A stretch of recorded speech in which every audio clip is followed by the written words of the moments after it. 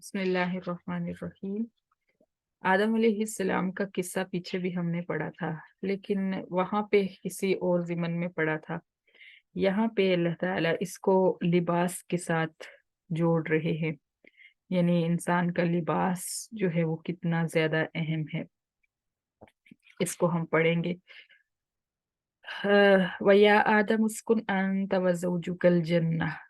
اللہ تعالیٰ نے آدم علیہ السلام سے فرمایا کہ اے آدم، جب شیطان نے سجدہ نہیں کیا تو اللہ تعالیٰ نے شیطان کو جنت سے نکال دیا۔ اس کے بعد اللہ تعالیٰ نے آدم اور حوا سے فرمایا کہ آدم، تو اور تیری زوجہ جنت میں رہو، وَكُلَا مِنْ حَيْثُ شِئْتُمَا وَلَا تَقْرَبَا هَذِهِ الشَّجَرَةَ فَتَكُونَا مِنَ الظَّالِمِينَ۔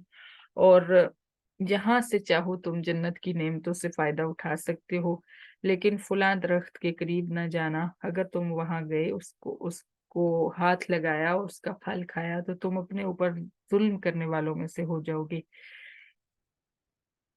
اب اس درخت کی بحث میں پڑھنا ضروری نہیں ہے، بس اتنی سی بات ہمیں سمجھ آ گئی کہ ایک چیز سے اللہ تعالیٰ نے منع فرما دیا۔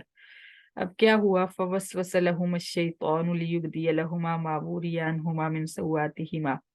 شیطان نے ان کے دل میں وسوسے ڈالنے شروع کر دیے، کیونکہ وہ چاہتا تھا کہ وہ ننگے ہو جائیں اور اپنی شرم، ایک دوسرے کی شرم گاہیں اور اپنی شرم گاہیں دیکھ لیں، اور وہ بے حیائی کی طرف ان کو مائل کرنا چاہتا تھا۔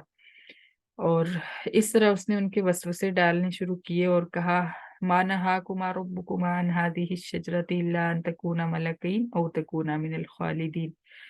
ان کے ذہن میں کل بھی جو جیسے ہم نے سنہری جال کی اس کی چالوں کی بات کی تھی نا، کہ اس کے سنہری جال جو ہوتے ہیں ان میں کیسے پھنساتا ہے وہ۔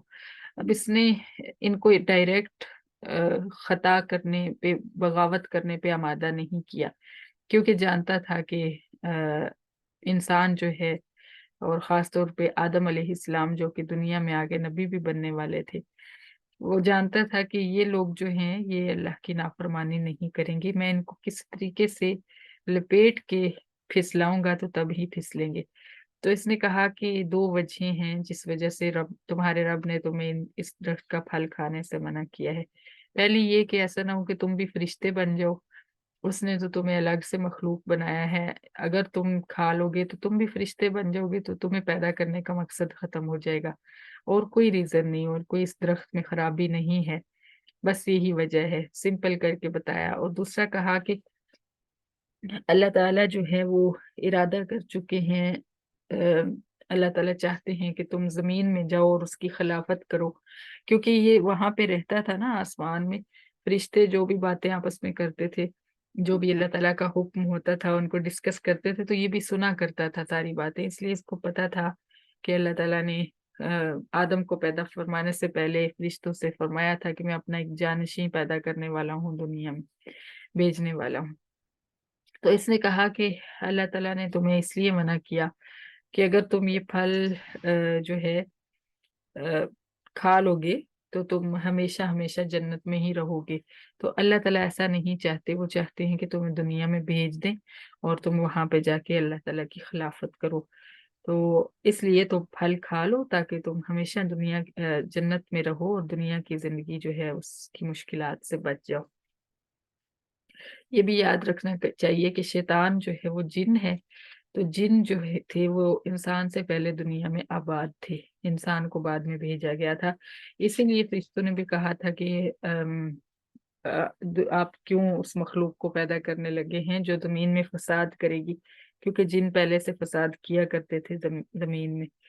تو اس نے وہی چیزیں ان کو بتائیں کہ زمین میں رہنا بہت مشکل ہے، تم تو جنت میں بڑے عیش سے رہ رہے ہو، تو اس درخت کا پھل کھا لو، اس طرح تم ہمیشہ ہمیشہ عیش میں رہو گے، کبھی بھی تمہیں جنت سے نہیں نکالا جائے گا۔ اور یہاں تک ہی صرف نہیں بات کی، وَقَاسَمَهُمَا إِنِّي لَكُمَا لَمِنَ النَّاصِحِينَ، قسمیں اٹھا اٹھا کے، جیسے بڑے بوڑھے کہتے ہیں نا کہ میں تمہاری خیر خواہی کے لیے کر رہا ہوں، تمہیں کیا پتا، تم تو بھی بچے ہو، میں نے تو ساری دنیا دیکھی ہے۔ اس نے بھی قسمیں اٹھائی اور کہا کہ میں تو تمہاری خیر خواہی کے لیے کر رہا ہوں، میں تو جانتا ہوں، تم تو کچھ جانتے نہیں، تم تو بھی کل پیدا ہوئے ہو۔ तो इसलिए तुम मेरी बात मान लो और तुम्हें फायदा होगा इस तरह।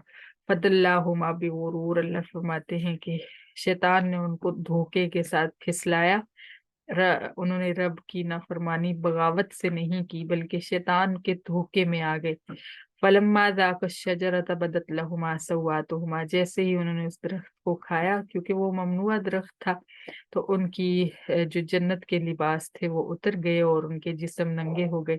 वतफ़िक़ा यख़सिफ़ानी अलैहिमा मिन वरक़िल जन्नह, और ये तबई हया अल्लाह ताला ने इंसान के अंदर रखी है कि आदम अलैहिस्सलाम और हव्वा अलैहिस्सलाम जब उनके जिस्म जाहिर हुए तो शर्म से उनको समझ नहीं आई कि अब क्या करें, तो उन्होंने जन्नत के पत्ते तोड़ तोड़ के अपना जो है बदन ढांपना शुरू कर दिया।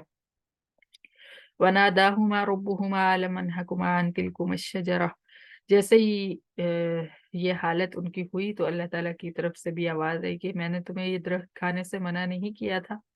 अकुल्लकुमा इन्न शैतान लकुमा अदुव्वुम मुबीन, और मैंने तुम्हें कहा नहीं था कि शैतान तुम्हारा खुला दुश्मन है। यानी दो चीजें जिनकी ताकीद मैंने की थी तुम दोनों ही भूल बैठे। शैतान जो है वो तुम्हें ऐसे दुश्मनी करेगा कि छुप के वार नहीं करेगा, खुला दुश्मन है, उसकी दुश्मनी नजर आएगी तुम्हें। तो वही हुआ, तुमने उसके कहने में आके दरख्त खाया, लिहाजा अब तुम्हें जमीन में जाना होगा। कौला